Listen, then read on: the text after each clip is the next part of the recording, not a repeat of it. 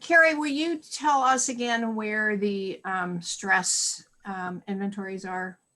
Yeah, actually, I'll talk about that in just a moment. I'll cover some logistics. So, first, I want to introduce myself. I'm Dr. Carrie Arnold, and I am the Program Director for Evidence-Based Coaching here at Fielding. I want to welcome you to this session, and I want to welcome the listeners who might not be joining us live. And we're glad you're here talking about a subject that we all have a great deal of experience with. This session is eligible for ICF CEUs. You need to be present for the entire session. So we are taking a roll call at the beginning and we will take a roll call at the end, and we're doing that via Zoom. You'll receive 0.75 in resource development, and you'll receive a 0.75 hour in core competency. And you want to allow a good 3 to 4, maybe 5 weeks to receive those certificates. They do come from the Fielding Registrar's Office, and there's a formal process that they go through to issue those. It will come by email. And they have a lot of CEUs to um, deliver this week, so that's why there might be a little bit of a delay. As far as logistics go, in your attendee hub, you should have received an email from the alumni office with a link that takes you straight into the alumni hub, and you hit the live session to join. When you click on this session and you scroll all the way to the bottom below Carrie Williams' bio, you're going to see 3 attachments. You will see 2 stress tests, and she has provided her PowerPoint slides, and that is attached as a PDF. The PDF is a bit large, or actually, it's not a PDF, it's a No, it's a PowerPoint PowerPoint. and so it might take a little bit to download. And I want to thank Carrie for doing that. Not all of our scholars this week are providing their slides because some of it is original content that might later become part of their scholarship. But for those who are interested in her slides, that's where you can find it along with the stress tests. So let me introduce Carrie, tell you a little bit about our speaker today, and I'm just going to pull your bio over here so that I'm looking at the screen here. Carrie is actually a graduate of the Evidence-Based Coaching Program, and she's the president-elect for the LA chapter. So those of you who are in California, who are affiliated with the ICF at the local area, you will be able to have much more exposure to Carrie Williams. She is a professional certified coach, and she's also an Amazon bestseller. And her book is Eyes on the Prize, and it's a guide to achieving great goals. And I know she's going to walk us through some of that. And so, 2 Carries here, but Carrie Williams, I am delighted to have you here today talking about this topic. And I'm going to turn the floor over to you. Wonderful. Thank you so much for having me. I am really excited to be back, and I am actually really looking forward to talking to you guys about stress. Full disclosure, just talking about stress or listening to someone talking about stress can stress you out. So if you feel your stress levels rising and you need a break, it is okay to stand up and shake it out. It's okay to walk away and come back. Whatever you need to do, just be aware that that tension that's rising is natural. It's a natural phenomenon and it might happen. It's not because I'm a horrible speaker. It's because you're stressing out. I hope that's what I tell myself anyway. So I am an executive and leadership coach based in Los Angeles, California. I own Rain Shadow Coaching. I became certified as a coach at Fielding 11 years ago now. So I opened my practice immediately upon graduation, and I've been coaching ever since. And I'm here to talk about stress because for 2 reasons. One, I have recently found, even before the pandemic, that the majority of the clients that I talked to, we had to work on reducing their stress levels before they could even think about the future and what they wanted to build and the goals they wanted to set, because their levels of stress were holding them back and getting in the way. Show of hands, how many of you are coaches in this room? Okay. Good. So you have probably experienced something similar. I know that my lawyers experience it with their clients. My therapists that I work with are definitely experiencing it with their clients. So this presentation is really about helping you identify and reduce your personal stress, but also giving you some tips and techniques that you can share with your clients so they can do the same. So you can start working on the really fun stuff. Because avoiding burnout is not fun, but it's a necessity. Thinking and dreaming really big and making big plans and working with abundance, that's the fun part of what we do. So I look at stress as kind of maintenance. I also have a personal story with stress, and this is really how I got fascinated with stress. In my late 20s, I went through a series of life transitions that were unexpected and unwanted, as many transitions are, as we understand of what we're going through right now. I had quit a job for the first time in my adult life without another job to go to. I had my husband, who was my boyfriend at the time, was working nights.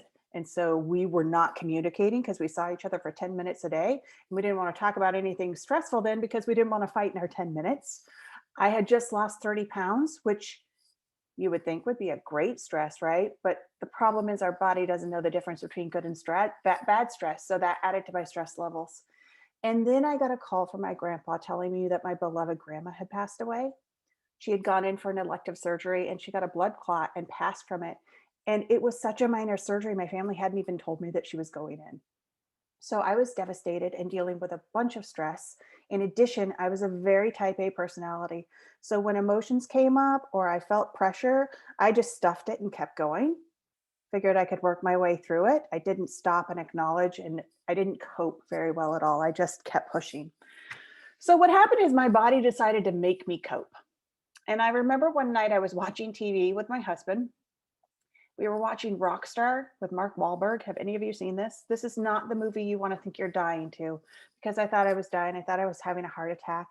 My heart started racing and my palms started sweating and my arm went numb and my breath got really shallow and my vision started blurring from the sides. And I remember describing all of these details to him because I was pretty sure he was going to have to tell the paramedics when he called them, because I thought I was going to pass out.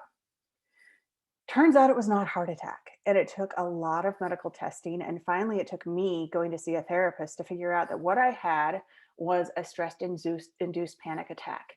And 1 out of every 3 of us will have one of those at some point in our life. I was just lucky enough to have one in my late 20s. And I was also lucky enough to find a therapist who was really well trained. And she taught me how to identify triggers and taught me stress coping mechanisms and techniques. And so I haven't had a panic attack, not to age myself, in over 18 years. And that's through a pandemic and through the loss of my mom and through many other things that probably would have sparked a panic attack if I was going to still have one. So here's what fascinated me about that. It fascinated me that stress is so powerful that it can make you stop and pay attention to it. It can rule you mentally, it can rule you physically, it can impact your relationships, it can impact your work. It can literally make your entire life stop in its tracks. And I don't know of any other emotion or hormone that can do that. So I became fascinated with the power of stress. And I also became fascinated because nobody ever taught me. I never learned in school how to deal with stress or how to cope with stress or how to identify stress. That wasn't part of the curriculum. And then when I started working as a coach and I saw how stressed out everybody was, I thought, well, good Lord, I don't want everyone to have a panic attack before they figure this out. We are the single most stressed nation in the world. If you asked approximately there's 10 of us in this room, 7.5 of us would say we're overly stressed. Probably not, because we're pretty, coaches tend to be pretty self-aware. So we might have a little lower statistic, but 75% of the US population says they're incredibly stressed out, to the point where it impacts them on a regular basis. So today, together, we're going to talk about stress. We're going to talk about how you can identify stress and measure it, what the triggers are. And I'm going to try and make this as interactive as possible, because I don't know about you, but I have sat through so many Zoom presentations at this point. And if I listen to another lecturer, I'm going to stab myself or fall asleep. So this is going to be really interactive. I'm going to ask you guys to participate as much as you're willing. Please know that there's more wisdom in this room than I'm bringing. And what we get out of this is what we put into it and what we're willing to share. So I might ask some vulnerable questions. If you're not comfortable sharing, I'm not going to force you to, but I would encourage you to, because that's how we're going to learn from each other. So any questions before I start? All right, then let's get going. I'm going to share my screen. And we're going to talk about stress. So here's the first question that I have for all of you. And you can just throw your answer in the chat. On a scale of 1 to 10, what is your stress level right now? Just on an average day. And I'm assuming today is an average day for you, hopefully. 10 being you're going to pass out from stress. 1 is practically non-existent. And Carrie, if you could tell me kind of what those numbers are, because I can't see the chat when I'm in screen share. Yeah, absolutely. So it looks like it's all across the board. We've got 5, 6, 3 to 4, 2, 10, 5, an average day 7, 7, 9, 6. So more on the stress side than the Yeah, not. more on 5 or above than under 5. Indeed. Okay, we're going to watch a little video together and see how you feel after this. Feeling stressed or overwhelmed? Is stress impacting your productivity, your happiness, your health? And Carrie, Sound on? we can't hear the video, just so you know. Sound might be difficult. You don't have to worry about the sound. It's the visual that's the important part. Perfect. Thank you. According to a recent Gallup poll, Americans are among the most stressed out populations in the world. On any given day, 55% of our population feels stressed. People are experiencing unprecedented levels of stress in their lives right now, navigating the pandemic, the election, social unrest, loss of work, sheltering in place, working from home, teaching children at home, all while worrying about our health, the health of our friends and families, and our financial security. It can be overwhelming. So just sit with that for a second. This is what we and our clients are inundated with every single day. And even if we wake up in the morning refreshed and ready to hit the world with a new attitude and positivity, the minute we turn on our computer or our television or talk to friends, that is what we're inundated with. So I'm going to ask the same question again. On a scale of 1 to 10, just after being exposed to that, what is your stress level? Throw it in the chat again. And let us know if it went up or down or stayed the same. So I hear some 20s, some ups, a couple downs. Okay. Yeah. So for the majority of us, it's going to go up from that. Up about 50% usually, statistically, from the workshops that I've been doing. And it's just because we feel inundated with a bunch of things that are out of our control, and we don't know how we can change it or cope with it. It's overwhelming. It hits us pretty much constantly on a daily basis right now. So we're not just dealing with the normal life stress, we're dealing with heightened levels of stress. So one of the things I'm going to do in this workshop is to show you a couple of tips and techniques that you can use for yourself or you can use with your clients. So we're going to have little mini relaxation breaks as we go along. It's also going to break up the boredom. So right now we're actually going to learn box breathing. How many of you guys have learned box breathing? Just show of hands if you've ever used it or know about it. Okay, this is my favorite relaxation technique because it is so simple. So simple. So where you are, just sit comfortably and go ahead and close your eyes. And all we're going to do is breathe. And what we're going to do is we're going to inhale deeply through our nose to the count of 4. Then we're going to hold our breath for the count of 4. Release it slowly also through our nose to the count of 4. And then hold our lungs empty to the count of 4. And we're going to do that 4 times. So I will talk you through that. So all together, we're going to breathe in, 2, 3, 4, and hold. 2, 3, 4. Breathe out and really empty your lungs completely. 3, 4, and hold. 2, 3, 4. Breathe in. Hold. Breathe out completely. Hold. Breathe in. Hold. Breathe out. Hold. Last time, we're going to breathe in. Fill your lungs to the full capacity on this breath. And hold. Breathe out, let everything out. And hold. Great. Go back to regular breathing and go ahead and open your eyes.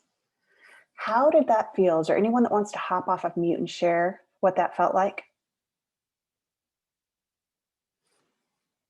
Don't everybody raise your hand at once, guys. Okay. So let you know statistically what probably just happened. Your body probably relaxed. Your oxygen intake increased, right? You became a little focused. So instead of your thoughts swirling, you probably started focusing on your breath. This is a combination of in-body work and also mindfulness, right? Which is being purely in the moment, not worrying about the future or stressing about the past, but really just being in the moment. Meditation is another form of mindfulness, and we'll talk about that later in this workshop. I love this because as long as you can count to 4, you can do this. And you can do this in a room full of people. And honestly, they have no idea that that's what you're doing. So if there are days when I need a mini break where I can just feel my stress building and I just want to be a little grounded or a little reconnected, just take the edge off, I will do this. You can do this more than 4 times if you want, but even 4 times will give you that response that you want in your body. So when we talk about stress, Carrie, before we, a couple comments. I was okay. going to you, some people said it felt great. It's a peaceful moment. And another person said that I've overcomplicated how to breathe, and I'm trying to remember in this exercise. Interesting, right? Sometimes it is the simple things. We take things and really overcomplicate it because we have complicated lives. And sometimes it's just remembering that it can be simple again. So when we talk about stress today, we're going to talk about 2 main things. Does anybody have any ideas what stress is really made up from? What are the 2 main elements of stress? You just throw it in chat or raise your hand, and there are no wrong answers.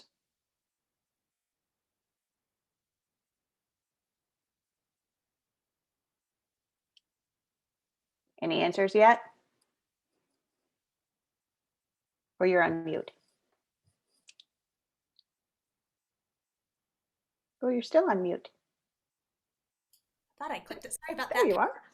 Adrenaline, mindset and biology, cortisol, expectations, demands. Yeah, you guys nailed it. So the 2 main elements of stress are hormones, because when we feel stress, basically our body goes into fight or flight and we flood ourselves with cortisol, adrenaline, all of those stress hormones. So we're having to deal with that. Our system is just flooded.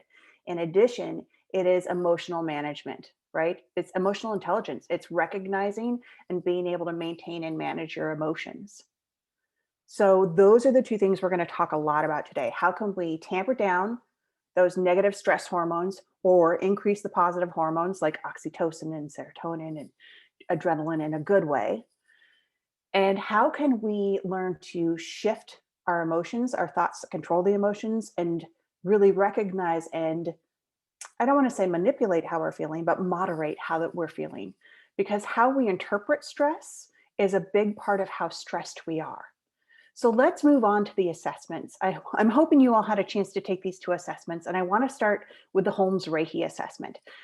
For those of you who don't know, Holmes and Reiki were 2 psychiatrists back in the 60s, and they wanted to study how stress impacted us physically, but they really particularly studied how the amount of stress in our life impacts the likelihood that we will have a stress-induced illness or accident based on that situational stress in our life.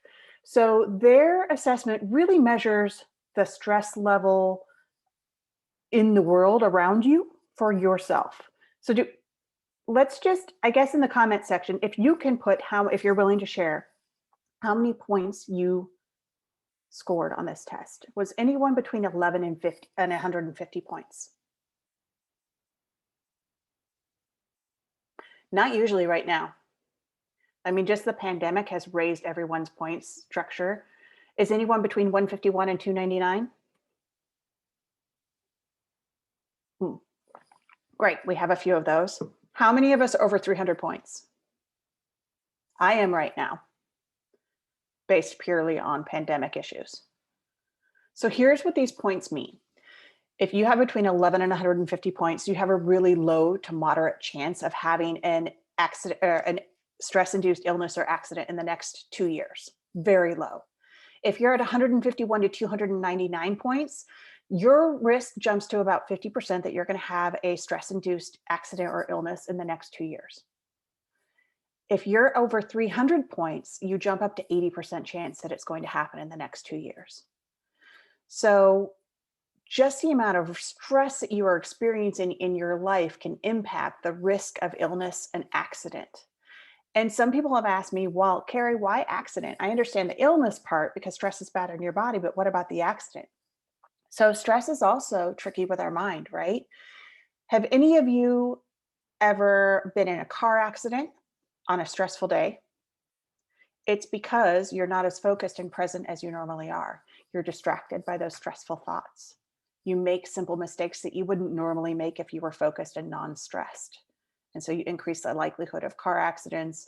I had an accident in this pandemic. I don't normally have accidents at all. And I was working out and I went to lean back on my weight bench and slipped off the side and landed on a bunch of weights and cracked 2 ribs. Ridiculous. In normal times, that probably would never have happened, but I wasn't paying enough attention and my stress levels were high. So I had an accident. Any questions about this test or any insights or comments about it?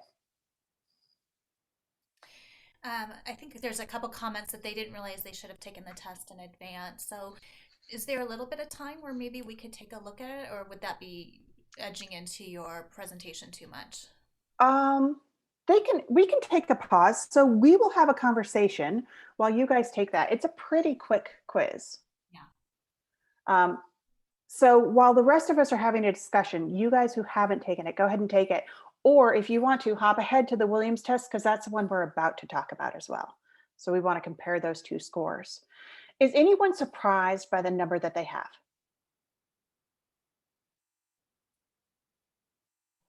And guys, you can hop off mute and have a conversation with me too. It's okay.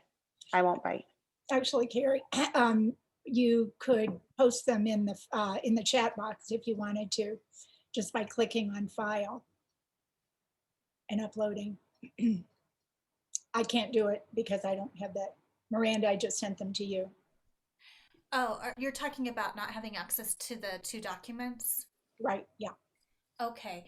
Yeah, I have just pulled, let's see. Are you saying I can copy the link? Let's Yeah, you would just click on file and then upload them Oh, I see. Okay. in the chat. I'll try to do that. Thank you. So while you guys who haven't taken the tests are taking them, we're going to jump ahead a few slides. You can ignore me because this is stuff you probably already know, but we're going to talk about the difference between good stress and bad stress, and then we'll come back and look at the assessments again. Is that all right? If I move forward? Okay. So you'll notice on the Holmes Reiki test, this was the biggest surprise I had, was that fun things are on there like vacation and Christmas. And while vacations can sometimes be stressful, it's mostly fun for me, right? It's mostly a joyful thing. Same with Christmas. And it harkens back to what I said before. Our body, our hormonal system, our brain does not understand the difference between good stress and bad stress. It has the same response to both, which is to flood our system with hormones. So even if there's the stress of getting ready for a holiday and you think it's good stress, your body interprets it as just stress. So we have to count those points for that. So there is a difference between good stress and bad stress. Because if we think about it, stress helps us accomplish things, right? We have stress when we go to school before a test because we want to do well. It motivates us to study hard. We have stress if we're going to take the bar. We have stress if we're going to get certified as a coach. We have stress if we're going to buy a house. So there is good stress that actually helps us in personal development and personal growth and in goal achievement. But what happens is there's a sweet spot of the comfort zone where stress is easy to handle. And if we push beyond that comfort zone a little bit, we're going to expand the comfort zone. If we push too far, we're going to hit a point of fatigue. And so good stress versus bad stress really looks like kind of a wonky bell curve, right? If you push past fatigue, you start to spiral down into exhaustion, and that's when it's ill health and burnout.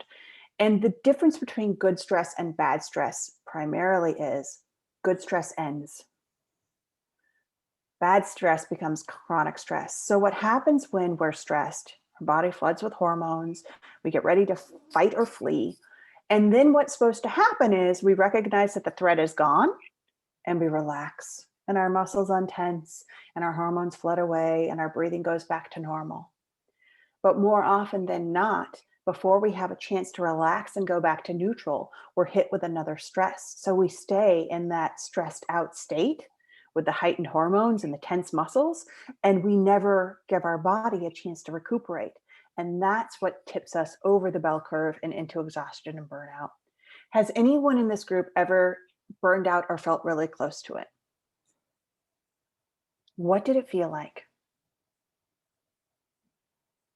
Is anyone willing to hop off and share and tell us what it felt like? You just couldn't form rational thought, like just cognitively felt compromised to just not even able to do basic problem solving. Mm-hmm. Yeah, you feel fuzzy and foggy and your brain doesn't work well, right? Because it doesn't. Stress impacts your brain function. Anyone else want to share what it felt like? I think I recall I felt angry a lot. Interesting. Okay. I mean, that would make sense because stress hormones are also anger hormones, right? And So if you're there you flooded go. with them, makes sense. Anyone else? I did. This is Miranda. Hi, Miranda. Hi. So I teach, and all my courses were moved online, Mm-hmm. 15 hours. And then on top of that, my work required faculty to get certified in teaching online courses in the midst of transitioning to online. Mm-hmm. And it felt frightening because I felt like my job was dependent on getting the certificates, which were time intensive. And in the process, I really burnt out. By the end of the semester, I barely finished the grading of all my courses, and I think negatively impacted my connection with students, which I don't think the institution recognized by expecting me to get certified, that Right. it would detract from my primary responsibility in teaching. And I just had to for 3 weeks, I didn't want to go back to my computer to do anything because I was so burnt out. I just sort of like shut down. And now I'm finally back and trying to get into the swing of things. Thank you. Thank you for sharing that. What you mentioned, that's what a lot of people feel when they're close to burnout. They feel overwhelmed. They feel like they're not bringing their full self. They're not connecting well. They're not doing a good job. It feels out of your control. It starts to feel hopeless. It's exhausting, right? Because it takes the same amount of energy to do, well, it takes more energy to do what it took less energy to do before. So it feels like you're spiraling down this endless pit. And it's scary because you don't know if and when it will stop. And you don't necessarily know what to do to stop it. So today we're going to talk about some of those things, how to recognize before you get to that point of burnout, and some things that you can incorporate into your life to help you not get that close. I work a lot with lawyers, and a lot of them are incredibly stressed out and really close to burnout. In fact, I would say 75% of them, when they walk on my door, the first thing out of their mouth is, I need to leave the law because I can't do it anymore. And they still love the law. They just don't love the way they're practicing the law. Most of them choose to stay in the law once they realize it can be done with less stress. Okay, we're going to backtrack now and go back to, has everyone had a chance to finish the assessments? So for those of you that are, here's the answer key for that first one, right? 11 through 150, low to moderate chance of an accident or stress-induced illness. 151 to 299 puts you at about a 50% chance in the next 2 years, and 300 to 600 puts you at an 80% chance. When I first took this test, I was at a 451.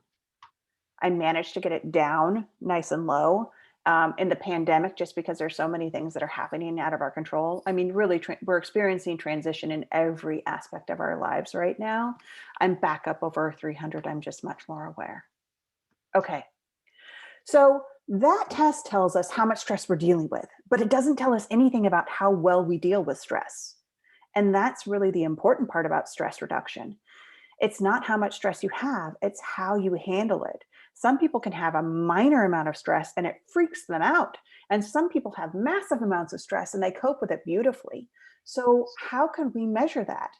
I was talking to a few of my doctor friends and we were talking about the fact that stress, especially chronic stress, manifests itself in the body. And we got to talking about if that is a way that you can measure how well someone handles stress. Because if they're handling it well, it doesn't have the chance to manifest in their body. If they're not coping as well as they think, it's going to start to impact their body. So together we came up with the Williams physical stress test.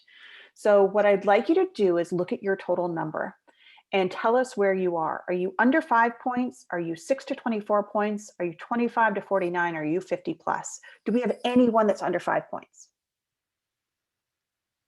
We do? You should be teaching this class.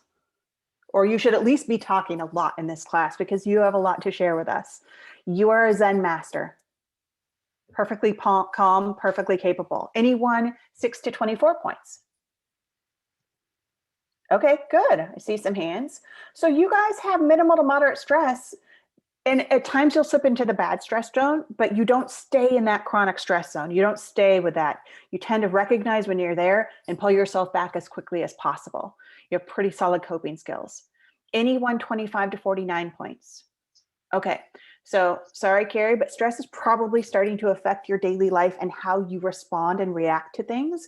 It's probably starting to impact your decision-making skills and your mental facilities a little bit. And it's probably starting to manifest in your body. Now is a really great time. Those are all warning signals to really start to work on that, because if not, you're going to be at 50 plus points. Is there anyone 50 plus points in this group? Good. The first time I did this workshop with lawyers, 51% of the class raised their hands. They were over 50 points. So if you're 51 points, you're stuck in chronic stress, right? You're at that tipping point. You're on a direct path to burnout, and you really need to work with someone, with a coach, with a therapist, with a guru, whatever you need to do to reduce that stress. We need to get you on track. So most of us, here's what I'd like you to think about. Was your Holmes Reiki stress number high? And was your Williams stress number low? Because those are the really great people at dealing with stress. If you have high situational stress, but low physical impact of that stress, you probably have great coping skills. Did anyone have a low Holmes Reiki and a high physical stress level test? We did. So those are people who are really on the growing edge and have a lot of opportunity for growth in terms of learning stress coping skills, right? It's going to have a lot of impact for you because you don't have a lot of situational stress, but it is manifesting in your body, which means the coping techniques aren't necessarily where they could be for you. And then it makes sense for those that have high levels of situational stress and high levels of stress, right? Of physical stress. But then also for those folks, you have the opportunity to learn some coping techniques and some tips and some strategies that you can incorporate to lower the impact on your body. Was anyone surprised or curious by the numbers they got?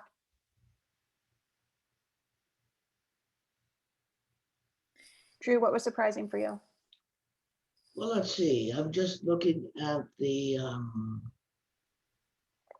Williams physical test. And I see I'm racking up points for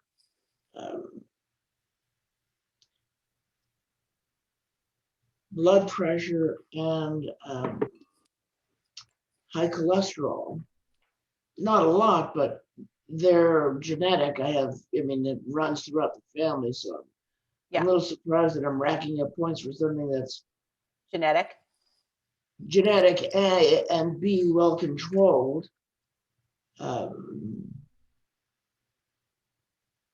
So we did think about that. What if you're on a medication that controls that, right?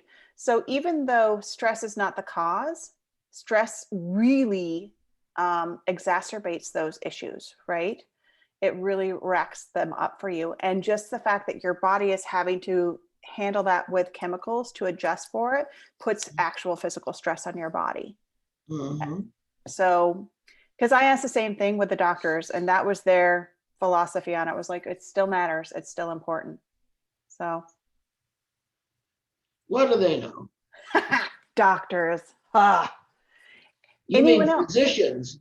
Yes, physicians. Ha. Academic doctors, we love. Actually, right now, all doctors we love. Anyone else? Any surprises or anything that raised curiosity for you? You know, one thing that's coming up for me as I'm looking at the Williams test, I contracted COVID in December and I'm still suffering certain symptoms. And, Mhm. you know, I could argue that I'm just, you know, one of those anomalies that it just extends beyond the CDC model, or I can take a look at my stress level. And I really think a lot of, because I'm a migraine sufferer as well. And so between the migraines and the COVID headaches and the COVID fatigue, Mhm. I haven't quite licked it yet. And you know, the last 6 months of 2020 were incredibly stressful. So I think for me, it's probably compromised my immunity much more so than it would have had I contracted COVID in different times that weren't so stressful. Yeah, that's a brilliant observation, right? Because that's what stress does. When we're in that state of stress, it compromises our immune system. We're more likely to get sick or to have to get more sick from the same virus than if we didn't have that high stress. And also, it's all about healing, right? So if your body's using energy trying to stay unstressed, then you're not using that energy to heal. So that's a really great observation that the stress might be prolonging your recovery process. And you're not the only one, Carrie. There's even a term for it in the medical literature. Yeah. Well, and it's a unique virus in that it tends to oscillate within your body, but I do think it is much more difficult to recover from, period. But then when you Mhm. add in the additional stress, um, yeah, it does make one, and it's hard because it's not like I can just hit the pause button on life and stay in bed, you know, and I did that for 16 days because that's how long I was shedding the virus and really symptomatic.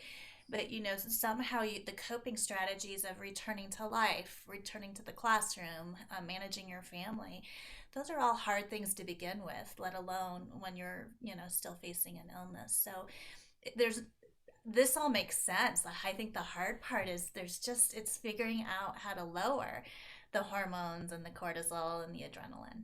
Yeah. Maybe there's a workshop there. I wonder. I wish we had a speaker who could talk to us about this. Well, that was Maybe a it's you perfect next segue. time. That was a perfect segue. Great. So that's, and Carrie, thank you because you already answered this question. What I wanted us to do, we were going to break out into breakout rooms, but we have a small enough group. We're just going to do it as a group. I wanted us to just start to be aware of the good stress that we have in our life and the bad stress and how it's impacted us. And so, Carrie, you just gave us a perfect example of some bad stress in your life and how it impacted you, right? And also how illness impacted the stress level. Is anyone else really aware of any kind of stress that they have in their life at the moment, good or bad, that they're experiencing and how it's impacted you and you're willing to share? I don't know if this is what you mean, Carrie, but I'll offer it up because it popped into my head. Perfect. For me, it comes under the umbrella of good stress. So I enjoy cooking, and some of the dishes I make are complex, at least for me. Mm-hmm. And so, and I made one this weekend. But I know that when I'm in the middle of it and I've got all the parts and pieces and pans and pots and it's all going, I'm wound up. I'm stressed. I don't like another person in the kitchen behind me. It's not a great time to start baking muffins or cookies because I got to do what I got to do. And for me, that's stress, anxiety, call it what you will, but I'm also enjoying what I'm doing. Yeah. So, in that situation, what do you think causes the stress, Drew? In that situation, I think what's causing the stress is adrenaline and tension. Okay. Is it that you have an expectation for how the dish should turn out? Oh, definitely. Okay. Yeah, yes. Yeah. So what I've discovered with clients and with myself is the majority of stress happens when our expectations are here and our reality is here. But my reality comes up to where my expectation is mostly. Okay. As far as the dish goes. Yeah, I'm Perfect. just saying. I'm sorry, I'm being humorous. No. Here's the thing, but the pressure to make your reality as close to that expectation as possible is where your stress is coming from, right? Because so the more we can narrow that gap without personal pressure on ourselves, the more likely we are to reduce or have less stress. So logically, we can either lower our expectation, right? Or work a little harder, but working harder also gives us stress. Anyone else have an example of how stress has impacted you, good or bad, right now? I have an example of, Okay. so I have been in the mental health field for about 20 plus years. And I just definitely have noticed over the years that I'm progressively getting burnt out of the clinical work. And so I don't know if that's, I'm trying to kind of figure that out for myself. Is it that I just need to do something kind of clinically different as a psychologist to kind of change, my, I guess, my focus, my interests, just to kind of have something new to kind of re-energize myself. Or if it's that, I don't know, that it's just wearing on me. I guess that's kind of why I'm attending. I'm trying to figure out, like, do I need not necessarily a career change that I would stop being a psychologist, but maybe I need to teach, maybe I need to do supervision, maybe I need to step away from kind of the clinical work, because I think there's great danger in getting burnt out as a provider for our patients that we see. So anyways, just, kind of that would be a stress to me, because obviously it took a lot of work to get your degree. So then to feel like, maybe this isn't the right thing, that's a pretty bad stress. Okay. So But maybe a career change could be a good stress. I don't know. It's very complicated. I was going to ask, is it stress that is making you fall out of love with clinical, or is it the stress is being caused because you're no longer necessarily in love with it? I feel like I'm not necessarily in love with it. Okay. Yeah. Okay. At least the clinical part. Got it. Yeah, that is stressful when we change or transition or outgrow something and our life has to shift accordingly. Transitions are stressful, right? And the unknown is stressful. That's what's stressful about a transition, is we're going through something, and even if we're really confident, we're not 100% certain of what the outcome will be, what it will look like, what it will feel like, and how it will change our lives. So it's stressful. Yeah. Thank you for sharing. So how do we combat all of this stress that we're feeling? First, the simplest things, and the first thing you should talk to about with yourself and to your clients, is the self-care 360, right? Are they getting proper exercise, proper nutrition, and proper sleep? Everybody, 80% of us need 8 hours of sleep a night. 10% can handle less, and 10% need more. So how many of you, just show your raise of hands, are you getting 8 hours of sleep a night or more? Yeah, right? So statistically, most of us are not getting enough sleep. Lack of sleep is stress on your body. So you're starting off, if we're running a race, you're starting off 50 yards behind the rest of us because you're not getting enough sleep. When I talk about nutrition, I don't necessarily care if you're overweight or what your diet is, although weight does cause stress on the body. I care about the hormone regulation of nutrition. Are you having massive sugar spikes and insulin spikes throughout the day? Because if so, that causes stress on your body, right? Same with exercise. The reason we like exercise for reducing stress, anyone have a guess why we like it? Because it releases Hormones? happy hormones, right? And we need more happy hormones to combat the stress. So this is where you start. This is the simplest way to start with somebody. Check in on their sleep, their nutrition, and their exercise. And then stress management, diving deeper, is the next step to the 360. And that's what we're going to talk about now. The most common way to reduce stress, and something that is a huge buzzword right now, I'm sure you've all heard it, is mindfulness, right? And I mentioned it before that mindfulness is really focusing on the present moment instead of worrying about the past or stressing about the future. It's just being in the here and now. Because there is nothing you can do to change the past, and there's nothing you can do to impact the future at this very moment. All you can do is live with what you have right now. So there are some really great benefits to mindfulness practice. It boosts those happy hormones, the serotonin, the dopamine, the endorphins. It actually increases your mood. Studies have shown that a steady mindfulness practice of just 10 minutes a day will decrease pain intensity by about 40%. My mom had to go to a pain clinic for fibromyalgia, and that was all mindfulness technique and stretching. It also reduces anxiety levels by up to 22%. And again, guys, this is just 10 minutes a day. And you could do mindful breathing. The box breathing we did is a form of mindfulness. You could do meditation. You can do yoga. You can do Tai Chi. How many of you have some form of mindfulness practice that you do on a fairly regular basis? Drew? What do you do, Drew?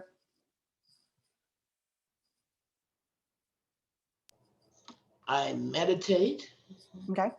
I journal. Okay.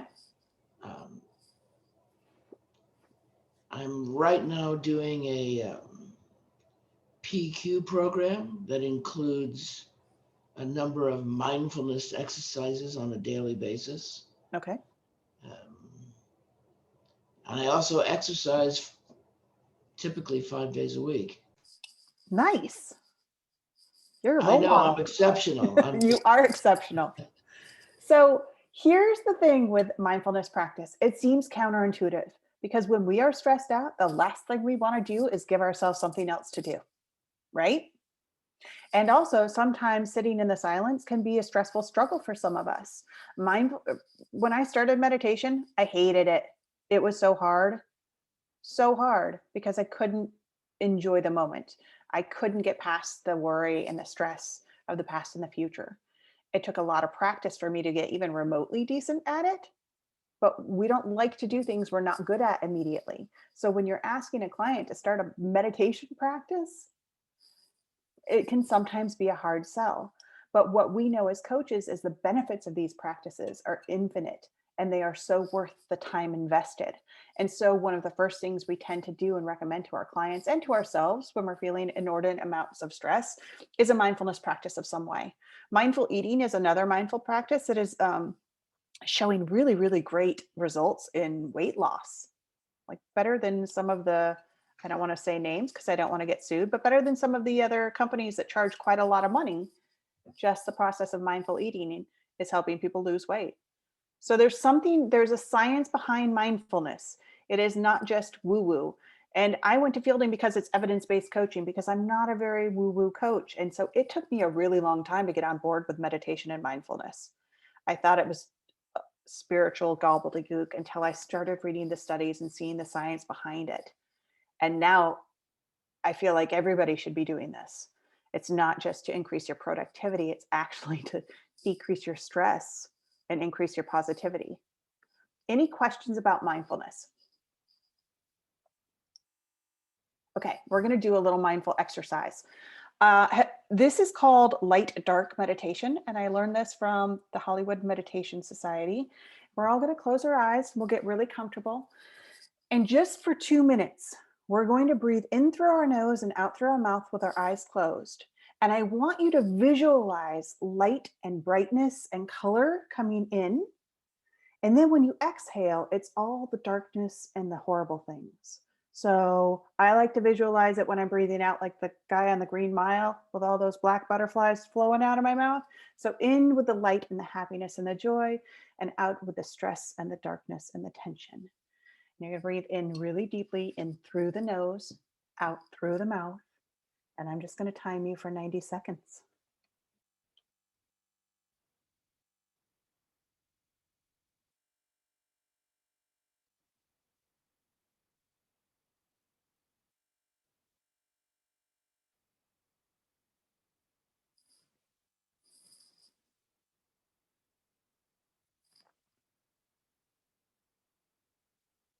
And if you find your mind drifting, just bring it back to visualizing lightness and darkness.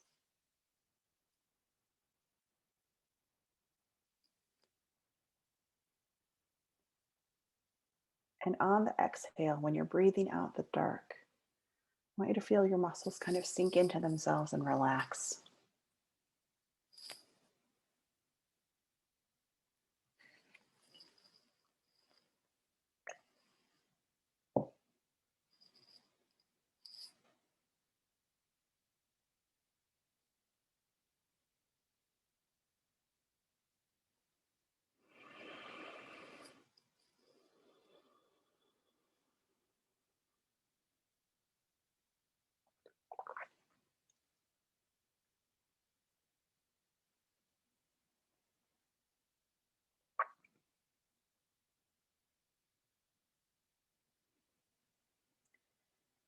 When you're ready, go ahead and come back to us and open your eyes.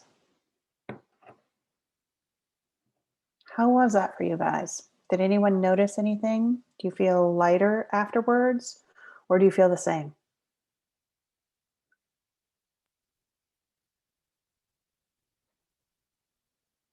I feel a little tired, A little tired? but I think it's a good tired. Good. Yeah, sometimes when we feel a little calm, we'll feel a little tired because we're pushing energy to stay up and keep going. I find, and it's really interesting with stuff like this, how each person reacts to it and how it impacts each person. Because I find that for me, I feel a little more energetic at the end of something like this, but more calm, right? And the point of these tips is it's okay if one doesn't work for you or if you don't like it. That's why I'm giving you multiple tips to try. I just want you to take one and run with it and use it in your life. They don't all have to work. Just pick the one that works best for you. And each one's going to be different for each one of us. Any other questions before we move on? Okay. So now we're going to talk about the mental part of stress, that emotional aspect, right? We talked a lot about the physical aspect and the hormonal aspect, but we're going to talk about how we can shift things mentally to help reduce our personal stress. And we're going to talk about three things in particular. We're going to talk about mindset, positivity ratio, and shifting thoughts and actions. So I am going to guess, since we have a lot of coaches in this room, that most of us are familiar with growth versus fixed mindset, right? Growth versus fixed, the very simple difference is a fixed mindset believes that the qualities and traits that you're born with are all you have and that you cannot grow them. Growth mindset believes that that's a starting point, and with effort and energy and focus, you can accomplish anything. That's the difference. But that idea means that a fixed mindset person tends to avoid challenges instead of embrace them like growth, or lose focus in an obstacle instead of persisting. They don't like to give a lot of effort. They want to be good at something the first try, or they likely won't try a second or third time. And they have trouble taking criticism because they view failure as in, I failed, therefore I am a failure, instead of viewing failure as an opportunity for growth and getting better and learning resilience. So there's a huge difference between fixed and growth mindset. And this is kind of a leading question, but which one do you think has less stress or deals better with stress in their life?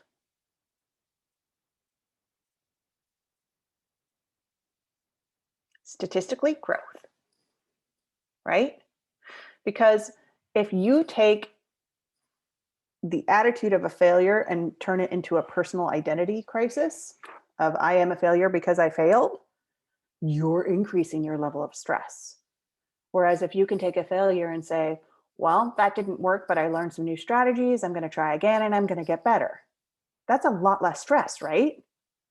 Because the stress of seeing yourself as a failure and seeing yourself as incapable, that puts a big gap between your expectation and your reality.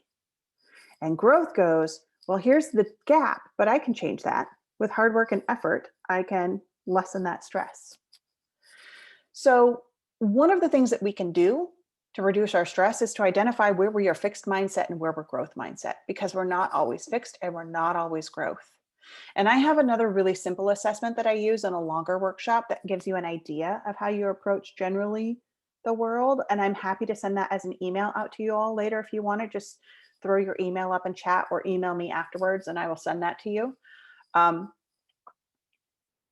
But mindset is the first step at stress reduction and control.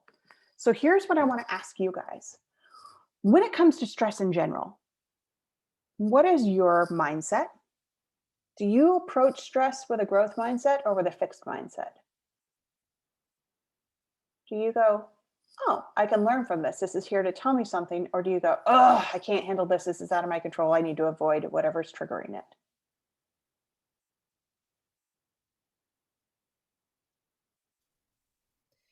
Because, go ahead. I see someone wanted to open to say something.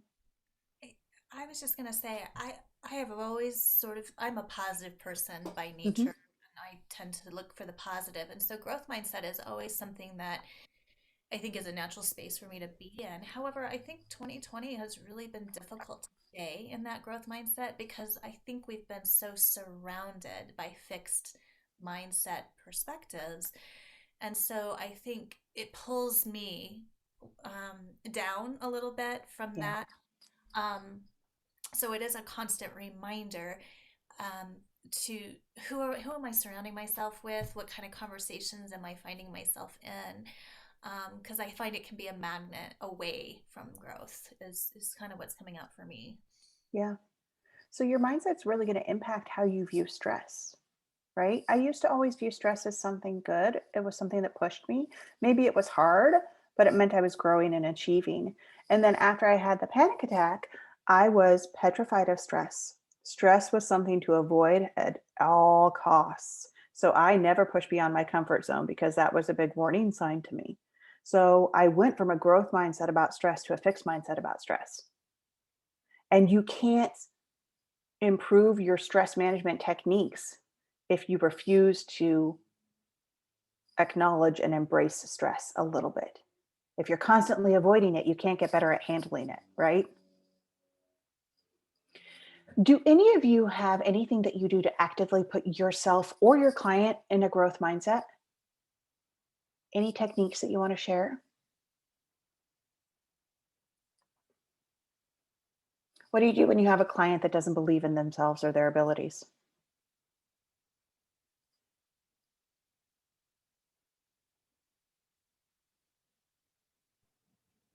I always ask them to think about like what were their prior successes where they felt that they could accomplish something or that they did something well, to kind of maybe find the facts that would not support that they're a failure. Okay. So in terms of stress, we can do that as well, right? I could ask you to think about times where you handled stress really well, where stress helped you grow and the outcome was great and you learned something about yourself.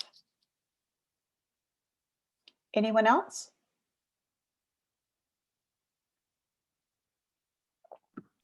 I was just going to say that one of the techniques that I was taught that I like, that's really helpful, is when I start feeling myself stress out, is to just tap into my five senses, to just visualize, identify what I see. Yep. What do I smell? If I could touch something, what does that feel like? And it just sort of like helps me reorient and refocus. And it's really powerful technique to just sort of de-escalate that stress. Yeah, that's a perfect mindfulness technique, right? Because it brings you right into the moment and all your senses. I think that you might like the stop technique when we get there, which is our next stress break. Okay, we're going to move on. So I just wanted a snippet about mindset. I just wanted you to be aware of the story you tell yourself about stress impacts how you deal with stress and how you approach stress, right? So if you tell yourself you can't handle stress or you're overstressed or it's out of your control, then you are making your stress elevated.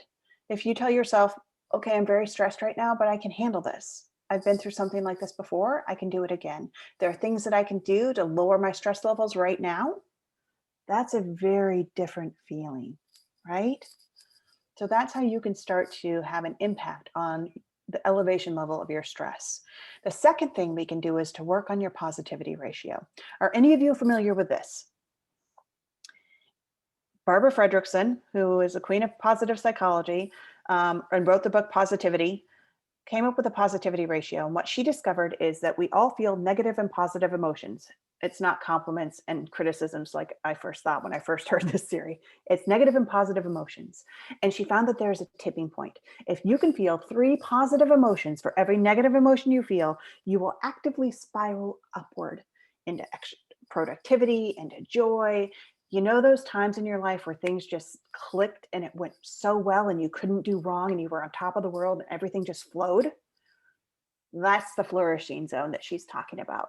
Conversely, if you're below a 3-to-1 positivity ratio, you will actively spiral downwards. Things will get harder. It will take more energy and more effort. It's more frustrating and more annoying. It feels like you should be swimming forward and you're barely treading water, right? It's overwhelming and exhausted.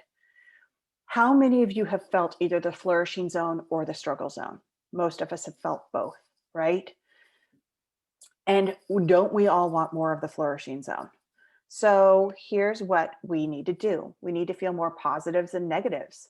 So really quickly, if you want to all hop off mute, let's all shout out all the negative emotions that we can think of. And let's see how many we can come up with on the top 10 list. So at the count of 3, everybody hop off mute and just shout out as many negative emotions as you can think of. Ready? 1, 2, 3. Failure. Anger. Disgust, irritability, Fear. Disappointment. Hate. worry, Frustration. Content. Annoyance. Yep. Keep going, guys. I know you have more of them in there. Resentment. Resentment. Guilt. Depression. Depression. Yeah. Stress is one. Anxiety. Let's see how we did. Here's the top 10. Anger, shame, contempt, disgust, embarrassment, guilt, hate, sadness, fear, and stress. We did pretty good on that list. And I want you to think about on an average day, how many times you are exposed to these emotions on a daily basis. Now let's see if we can come up with the top 10 positive emotions. Now, Barbara Fredrickson said that all positive emotions can be put into one of these top 10. We're going to go off mute at the count of 3 and shout out all the positive emotions we can think of. Ready? 1, 2, 3. Happy. Excitement. happy, peace, Joy. Joy. connection, Family. Peanut. Love. Love. Do you notice that we're a lot quieter on this section? Right? We all had 3 or 4 negative emotions that were all like popping out. And now we're like, so let's see how we did. Joy and gratitude, serenity, which is that sense of peace, interest, hope, which I love hope because it is the only positive emotion that springs from a negative situation. Pride, amusement, is inspiration, awe, and love. So our goal is to have as many of these positive emotions as we can and as few of these negative emotions as we can. And we can't ignore them or deny them. And we can't say, oh, I'm feeling negative, so I'm just not going to feel shame. That doesn't work. But there are things that we can do to actually raise our positivity ratio. So here's my next discussion question is, what do you guys do on a daily basis or on a tough day to actively increase the positive emotions you're feeling in a day? What can you do? If you want to feel joy or love, or I'll go back to that list. Interest, what's something you can do?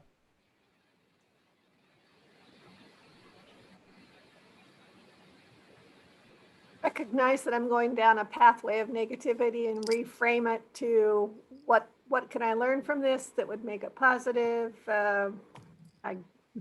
I got up on my own 2 feet this morning. I have a roof over my head and the sun is shining. These are good things. Oh, so you would practice gratitude, right?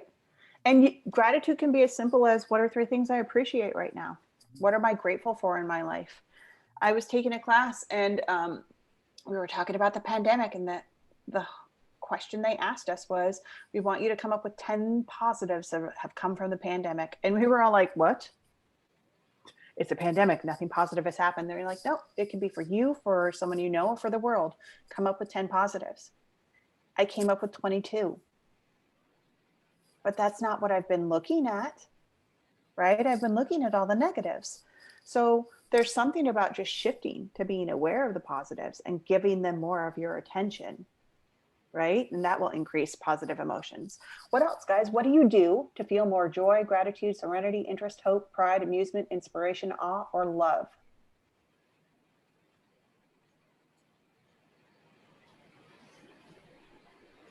Singing. Okay, perfect. Yep, singing. I have a client that does mini dance breaks because dancing does that for her, right? Mhm. If I am having a tough day, since I'm working at home now, I will walk into my husband's office and be like, I need a hug, because it makes me feel connected and loved. It gives me a little positive boost. Here's the thing to remember, you guys. Every time we feel one of these positive emotions, we are getting a positive hormone boost. That's why they're important. So we want to have more boosts upward than negative hormone boosts. Is there anything you can do to reduce the negative emotions you're feeling? Laugh. Yeah. And that also increases the positive emotions, right?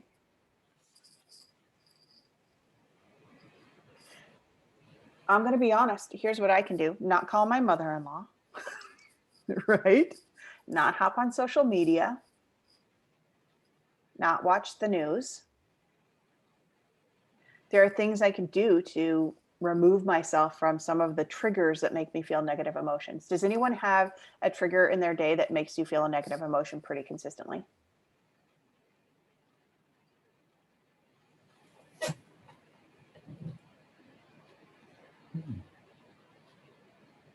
Carrie, I see you nodding your head. I'm a news junkie. I am what I am, and it actually kind of causes me a little bit of stress when I don't watch the news because that's just kind of how I'm wired. I like really understanding current events, and I typically have an emotional negative burst when I see certain news stories, and so there's this Yeah. polarity there that I'm always managing of how to keep that. I think what helps is to not do social media, but to go to the trusted news stations that I have found Mhm. that are a little bit more pragmatic in their approach. But yeah, It social. might also be helpful to sandwich it in positivity, Yeah, right? Sandwich it in, you start with a positive emotion and end with a positive emotion. So at least it's just a little negativity sandwich instead of that's right. something that bleeds to the rest of your day. That's right. Anyone else have an idea? Because next I'm going to share some ideas that my clients have come up with. So spending time in nature is an immediate positivity boost. And it's also an immediate positive hormone boost. Go out, even if it's just to a park, put your feet in the dirt, in the grass, watch the trees, watch the clouds. A daily gratitude journal is a great way to focus on appreciation and up your gratitude. You can also do a daily anticipation list. What are you looking forward to happening today? Because that gets you focusing on the positives that are coming up. Here's what we know about positive emotions. If you can very strongly visualize or very strongly remember when you experienced a positive emotion, your body thinks you're experiencing it again and will release the hormones. So if you have a picture of a loved one on your desk, don't just look at it, but look at it and feel that love, and you'll get a positivity boost from it. You can learn and apply your strengths. We know that we're in the zone when we are in our sweet spot of applying our strengths. And a strength is something you're good at and something you love doing. I had a client create a wall of positivity, and I love this. So she loved butterflies. They meant a lot to her. It meant rebirth and strength and beauty. And so she went to a craft store, and I don't know if you've seen them, but there's little cloth butterflies. They're really delicate. They're 3D, and she got hundreds of them. And every time she hit a goal or an achievement or overcame something or shifted a habit, she gave herself one and put it on the wall. And it started out with just one. And by the end of a year working together, her whole wall was full. And so every time she walked into her office, she saw this gorgeous wall full of butterflies. And it made her feel amazing because she knew that she had done all of that. She'd created all of that. Each one little butterfly was a bit of positivity. And she said, Carrie, I used to dread going to my office. And now I do little dances when I walk in the door because I'm so excited to see those butterflies. Can you imagine doing a little dance of joy every time you walked in your office because you felt so great about yourself? I think I need to do some butterflies. So you can revisit past positive situations where you felt positive emotions. And if all else fails, identify your triggers that are negative and avoid or reduce your exposure to them, right? Because we can either feel more positive or feel less negative. Any questions, insights, anything you want to share on this topic?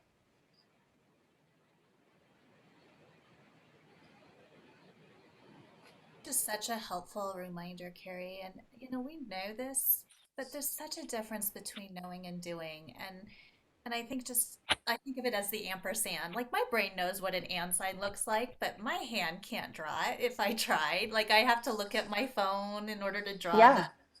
And to me, this is an ampersand example of I know how to make a list. I know how to write on a journal or in a piece of paper, but how am I really implementing this into my practice? I love the wall of positivity. Yeah. Those are just, and those are things that we can do with others too. So this is good reminders. So that's beautiful, and thank you for that. And just keep this in the back of your mind. I am going to ask each of you before we leave for the day if there's one action that you're going to take based on your learnings. If there's one thing you want to incorporate into your life, be it mindfulness or a gratitude journal, and what that's going to look like and what you're going to need to step forward in that. Because you're right.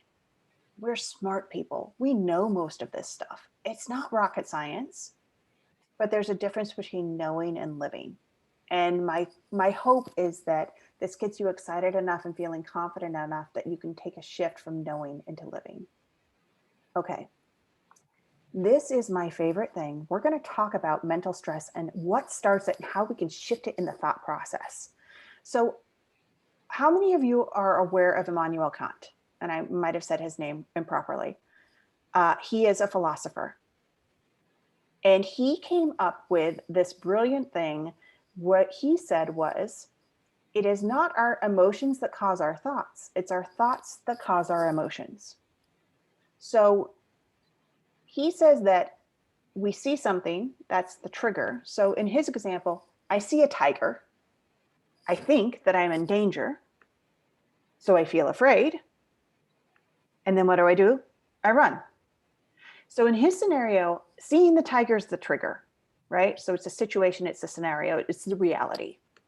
The thought is thinking I'm in danger, which makes me feel the emotion of afraid, which prompts the action, which is running. Now, as coaches, we work a lot with changing habit and action, don't we?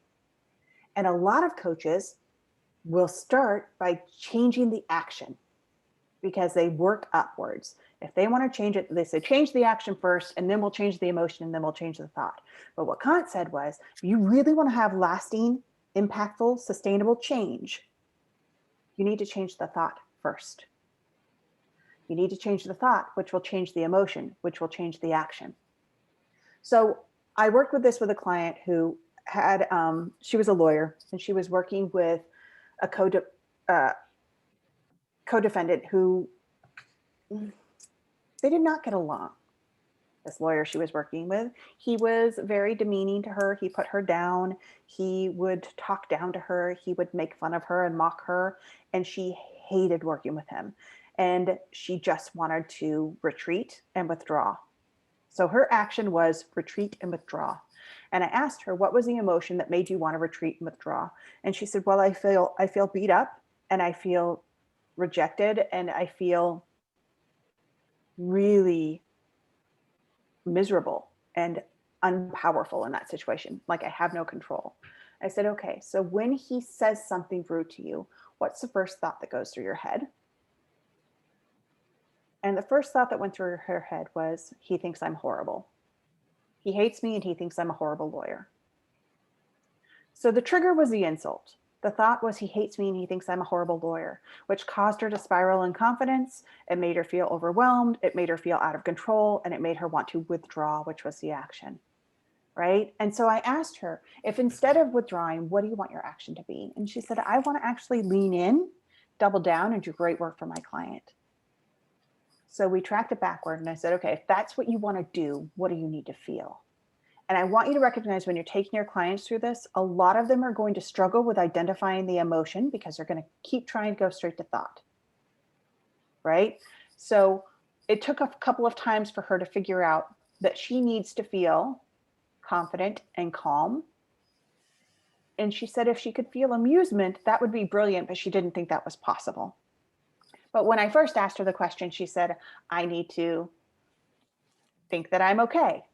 I need to, right? And I was like, well, that's a thought. So let's go to the feeling. So what thought did she need to feel? Or did she need to think in order to feel those emotions? And so this is where we're doing the real work. We're trying to come up with the thought to think instead of, he hates me, he thinks I'm a horrible lawyer. What is the or and thought that we're going to put in there? And she thought about this for a really long time, and she really had a struggle. And she finally came up with, what if my thought is, he's feeling really insecure right now? I said, okay, can we take that a step further? Because if we want to make you feel calm and confident and maybe a little bit of humor, what do we need to add to that? And she's like, well, if he insults me, and in my brain, I think, oh, poor baby, you're feeling really insecure right now. She's like, that would probably help. And I said, great, let's take it a step further. So by the end, she was envisioning him with a pacifier and a diaper and a baby bonnet because it brought humor to her. And she was thinking, oh, poor baby, he's feeling insecure right now. And the only way he can feel better is to put me down. That shifted the whole thing. That shift from he hates me and he thinks I'm a bad lawyer to poor baby, he's feeling insecure. Shifted the whole thing for her. So is there somebody who has a stress trigger that they want to share really quickly? Something that always stresses you out? A situation that like just gets you every time? Because we can take it through this if you want to.